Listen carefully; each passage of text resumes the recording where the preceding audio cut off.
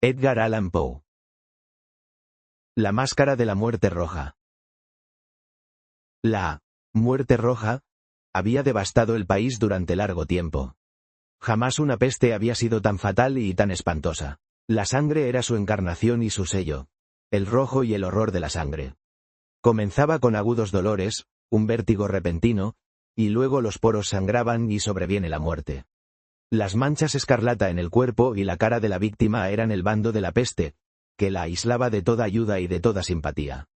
Y la invasión, progreso y fin de la enfermedad se cumplían en media hora. Pero el príncipe próspero era feliz, intrépido y sagaz. Cuando sus dominios quedaron semidespoblados, llamó a su lado a 1000 robustos y desaprensivos amigos de entre los caballeros y damas de su corte, y se retiró con ellos al seguro encierro de una de sus abadías fortificadas. Era esta de amplia y magnífica construcción y había sido creada por el excéntrico aunque majestuoso gusto del príncipe. Una sólida y altísima muralla la circundaba. Las puertas de la muralla eran de hierro. Una vez adentro, los cortesanos trajeron fraguas y pesados martillos y soldaron los cerrojos. Habían resuelto no dejar ninguna vía de ingreso o de salida a los súbitos impulsos de la desesperación o del frenesí. La abadía estaba ampliamente aprovisionada. Con precauciones semejantes, los cortesanos podían desafiar el contagio. Que el mundo exterior se las arreglara por su cuenta, entretanto, era una locura afligirse o meditar. El príncipe había reunido todo lo necesario para los placeres. Había bufones, improvisadores, bailarines y músicos, había hermosura y vino. Todo eso y la seguridad estaban del lado de adentro. Afuera estaba la muerte roja. Al cumplirse el 5º o 6º mes de su reclusión, y cuando la peste hacía los más terribles estragos, el príncipe próspero ofreció a sus 1000 amigos un baile de máscaras de la más insólita magnificencia. Aquella mascarada era un cuadro voluptuoso, pero permitidme que antes os describa los salones donde se celebraba. Eran 7. Una serie imperial de estancias. En la mayoría de los palacios, la sucesión de salones forma una larga galería en línea recta, pues las dobles puertas se abren hasta adosarse a las paredes, permitiendo que la vista alcance la totalidad de la galería. Pero aquí se trataba de algo muy distinto, como cabía esperar del amor del príncipe por lo extraño. Las estancias se hallaban dispuestas con tal irregularidad que la visión no podía abarcar más de una a la vez. Cada 20 o 30 yardas había un brusco recodo, y en cada uno nacía un nuevo efecto. A derecha e izquierda, en mitad de la pared, una alta y estrecha ventana gótica daba a un corredor cerrado que seguía el contorno de la serie de salones. Las ventanas tenían vitrales cuya coloración variaba con el tono dominante de la decoración del aposento. Si, por ejemplo, la cámara de la extremidad oriental tenía tapicerías azules, vívidamente azules eran sus ventanas. La segunda estancia ostentaba tapicerías y ornamentos purpúreos, y aquí los vitrales eran púrpuras. La tercera era enteramente verde, y lo mismo los cristales. La cuarta había sido decorada e iluminada con tono naranja, la quinta, con blanco, la sexta, con violeta. El 7º aposento aparecía completamente cubierto de colgaduras de terciopelo negro, que abarcaban el techo y las paredes, cayendo en pesados pliegues sobre una alfombra del mismo material y tonalidad. Pero en esta cámara el color de las ventanas no correspondía a la decoración. Los cristales eran escarlata, tenían un profundo color de sangre. A pesar de la profusión de ornamentos de oro que aparecían aquí y allá o colgaban de los techos, en aquellas 7 estancias no había lámparas ni candelabros. Las cámaras no estaban iluminadas con bujías o arañas, pero en los corredores paralelos a la galería, y opuestos a cada ventana, se alzaban pesados trípodes que sostenían un ígneo brasero, cuyos rayos proyectándose a través de los cristales teñidos e iluminaban brillantemente cada estancia. Producían en esa forma multitud de resplandores tan vivos como fantásticos. Pero en la cámara del poniente, la cámara negra, el fuego que, a través de los cristales de color de sangre, se derramaba sobre las sombrías colgaduras, producía un efecto terriblemente siniestro, y daba una coloración tan extraña a los rostros de quienes penetraban en ella, que pocos eran lo bastante audaces para poner allí los pies. En este aposento, contra la pared del poniente, se apoyaba un gigantesco reloj de ébano. Su péndulo se balanceaba con un resonar sordo, pesado, monótono, y cuando el minutero había completado su circuito y la hora iba a sonar, de las entrañas de bronce del mecanismo nacía un tañido claro y resonante, lleno de música, Mas su tono y su énfasis eran tales que, a cada hora, los músicos de la orquesta se veían obligados a interrumpir momentáneamente su ejecución para escuchar el sonido, y las parejas danzantes cesaban por fuerza sus evoluciones. Durante un momento, en aquella alegre sociedad reinaba el desconcierto, y, mientras aún resonaban los tañidos del reloj, era posible observar que los más atolondrados palidecen y los de más edad y reflexión se pasaban la mano por la frente, como si se entregaran a una confusa meditación o a un ensueño. Pero apenas los ecos cesaban del todo, livianas risas nacían en la asamblea. Los músicos se miraban entre sí, como sonriendo de su insensata nerviosidad, mientras se prometían en voz baja que el siguiente tañido del reloj no provocaría en ellos una emoción semejante.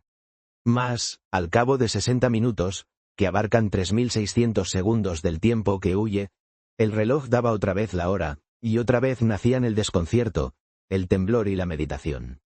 Pese a ello, la fiesta era alegre y magnífica. El príncipe tenía gustos singulares. Sus ojos se mostraban especialmente sensibles a los colores y sus efectos. Desdeñaba los caprichos de la mera moda. Sus planes eran audaces y ardientes, sus concepciones brillaban con bárbaro esplendor. Algunos podrían haber creído que estaba loco. Sus cortesanos sentían que no era así. Era necesario oírlo, verlo y tocarlo para tener la seguridad de que no lo estaba. El príncipe se había ocupado personalmente de gran parte de la decoración de las 7 salas destinadas a la gran fiesta, y su gusto había guiado la elección de los disfraces. Grotescos eran estos, a no dudarlo. Reinaba en ellos el brillo, el esplendor, lo picante y lo fantasmagórico, mucho de eso que más tarde habría de encontrarse en Hernani. Veían figuras de arabesco, con siluetas y atuendos incongruentes, veían fantasías delirantes, como las que aman los maníacos. Abundaba allí lo hermoso, lo extraño, lo licencioso, y no faltaba lo terrible y lo repelente. En verdad, en aquellas 7 cámaras se movía, de un lado a otro, una multitud de sueños. Y aquellos sueños se contorsionaban en todas partes, cambiando de color al pasar por los aposentos, y haciendo que la extraña música de la orquesta pareciera el eco de sus pasos. Mas otra vez tañe el reloj que se alza en el aposento de terciopelo. Por un momento todo queda inmóvil, todo es silencio, salvo la voz del reloj. Los sueños están helados, rígidos en sus posturas, pero los ecos del tañido se pierden. Apenas han durado un instante. Y una risa ligera, a medias sofocada, flota tras ellos en su fuga. Otra vez crece la música, viven los sueños, contorsionándose de aquí para allá con más alegría que nunca, colocándose al pasar ante las ventanas, por las cuales irrumpen los rayos de los trípodes. Mas en la cámara que da al oeste ninguna máscara se aventura, pues la noche avanza y una luz más roja se filtra por los cristales de color de sangre. Aterradora es la tiniebla de las colgaduras negras, y, para aquel cuyo pie se pose en la sombría alfombra, brota del reloj de ébano un ahogado resonar mucho más solemne que los que alcanzan a oír las máscaras entregadas a la lejana alegría de las otras estancias. Congregábase densa multitud en estas últimas, donde afiebradamente latía el corazón de la vida. Continuaba la fiesta en su torbellino hasta el momento en que comenzaron a oírse los tañidos del reloj anunciando la medianoche. Cayó entonces la música, como ya he dicho, y las evoluciones de los que bailaban se interrumpieron, y como antes, se produjo en todo una cesación angustiosa. Mas esta vez el reloj debía tañer 12 campanadas, y quizá por eso ocurrió que los pensamientos invadieron en mayor número las meditaciones de aquellos que reflexionaban entre la multitud entregada a la fiesta. Y quizá también por eso ocurrió que, antes de que los últimos ecos del carrillón se hubieran hundido en el silencio, muchos de los concurrentes tuvieron tiempo para advertir la presencia de una figura enmascarada que hasta entonces no había llamado la atención de nadie. Y, habiendo corrido en un susurro la noticia de aquella nueva presencia, alzóse al final un rumor que expresaba desaprobación, sorpresa y, finalmente, espanto, horror y repugnancia. En una asamblea de fantasmas como la que acabo de describir es de imaginar que una aparición ordinaria no hubiera provocado semejante conmoción. El desenfreno de aquella mascarada no tenía límites, pero la figura en cuestión lo ultrapasaba e iba, incluso, más allá de lo que el liberal criterio del príncipe toleraba. En el corazón de los más temerarios hay cuerdas que no pueden tocarse sin emoción. Aun el más relajado de los seres, para quien la vida y la muerte son igualmente un juego, sabe que hay cosas con las cuales no se puede jugar. Los concurrentes parecían sentir en lo más hondo que el traje y la apariencia del desconocido no revelaban ni ingenio ni decoro. Su figura, alta y flaca, estaba envuelta de la cabeza a los pies en una mortaja. La máscara que ocultaba el rostro se parecía de tal manera al semblante de un cadáver ya rígido, que el escrutinio más detallado se habría visto en dificultades para descubrir el engaño. Cierto, aquella frenética concurrencia podía tolerar, si no aprobar, semejante disfraz. Pero el enmascarado se había atrevido a asumir las apariencias de la muerte roja. Su mortaja estaba salpicada de sangre, y su amplia frente, así como el rostro, aparecían manchados por el horror escarlata. Cuando los ojos del príncipe Próspero cayeron sobre la espectral imagen, que ahora, con un movimiento lento y solemne como para dar relieve a su papel, se paseaba entre los bailarines, convulsión o con acento agudo en el primer momento con un estremecimiento de terror o de disgusto, pero, al punto, su frente enrojeció de rabia. ¿Quién se atreve?, preguntó, con voz ronca, a los cortesanos que lo rodeaban. ¿Quién se atreve a insultarnos con esta burla blasfematoria? Apoderaos de él y desenmascarado, para que sepamos a quién vamos a ahorcar al alba en las almenas. Al pronunciar estas palabras, el príncipe Próspero se hallaba en el aposento del este, el aposento azul. Sus acentos resonaron alta y claramente en las 7 estancias, pues el príncipe era hombre osado y robusto, y la música acababa de cesar a una señal de su mano. Con un grupo de pálidos cortesanos a su lado jalábase el príncipe en el aposento azul. Apenas hubo hablado, los presentes hicieron un movimiento en dirección al intruso, quien, en ese instante, se hallaba a su alcance y se acercaba al príncipe con paso sereno y deliberado. Mas la indecible aprensión que la insana apariencia del enmascarado había producido en los cortesanos impidió que nadie alzara la mano para detenerlo, y así, sin impedimentos, pasó a una yarda del príncipe, y, mientras la vasta concurrencia retrocedía en un solo impulso hasta pegarse a las paredes, siguió andando. Ininterrumpidamente, pero con el mismo solemne y mesurado paso que desde el principio lo había distinguidos. Y de la cámara azul pasó a la púrpura, de la púrpura a la verde, de la verde a la anaranjada, desde esta a la blanca y de allí a la violeta antes de que nadie se hubiera decidido a detenerlo. Mas entonces el príncipe Próspero, enloquecido por la rabia y la vergüenza de su momentánea cobardía, se lanzó a la carrera a través de los 6 aposentos, sin que nadie lo siguiera por el mortal terror que a todos paraliza. Puñal en mano, acercóse impetuosamente hasta llegar a 3 o 4 pasos de la figura, que seguía alejándose, cuando ésta, al alcanzar el extremo del aposento de terciopelo, se volvió de golpe y enfrentó a su perseguidor.